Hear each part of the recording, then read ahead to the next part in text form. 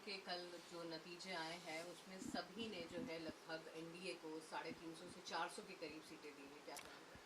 देखिए, ये exit poll के जो नतीजे आए हैं, ऐसे नतीजे कई बार कई राज्यों के बारे में आए हैं जो गलत साबित हुए हैं। और मुझे लगता है कि सारी पार्टियों को और सारी पार्टी के कार्यकर्ताओं को मतगणना पर ध्यान देना चाहिए। ये कहीं ना कहीं देश को और देश की जनता को भ्रमित करने का एग्जिट पोल है।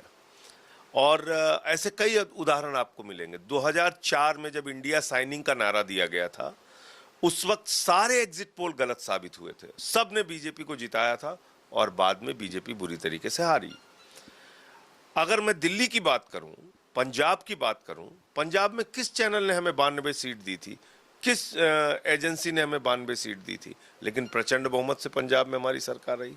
दिल्ली के मामले में 2013 में हमको 0 से 6 सीट दी जा रही थी, हमारी 28 आई।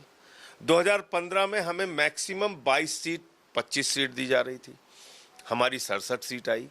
तो अब मैं आपको एक अभी जो 21 में बिल्कुल लेटेस्ट जो चुनाव हुआ है वो थोड़ा सा आपको आपके दर्शकों के लिए बताना चाहूँगा, और ये बहुत इंपॉर्टेंट है। देखिए, ये बंगाल है। बंगाल में 2021 का जो एग्जिट पोल आया है, उसमें एक चैनल ने 121 सीट दी, दूसरे ने 148 दी, तीसरे ने 115 दी, चौथे ने 185 दी, पांचवें ने 132 दी, छठवें ने 115 दी, सातवें ने 160 सीट दी, आठवें ने 192 सीट दी, नौवें ने 185 सीट दी, 10वें ने 135 सीट दी। ये आपके सामने आंकड़ा।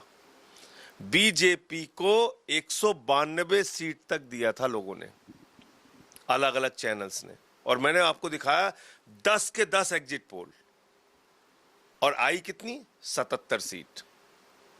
तो इस तरह से अगर एग्जिट पोल के माध्यम से जनता को भ्रमित किया जा रहा है, तो इसके पीछे की सबसे बड़ी वजह यह है कि मतगणना के दिन कोई हेरा फेरी या कुछ गड़बड़ी करने की योजना बीजेपी की हो सकती है, मोदी सरकार की हो सकती है। इसलिए सारी पार्टियों को अब अंतिम वोट गिने जाने तक अपने कार्यकर्ता वहां पर मौजूद रहें, ये सुनिश्चित करना होगा।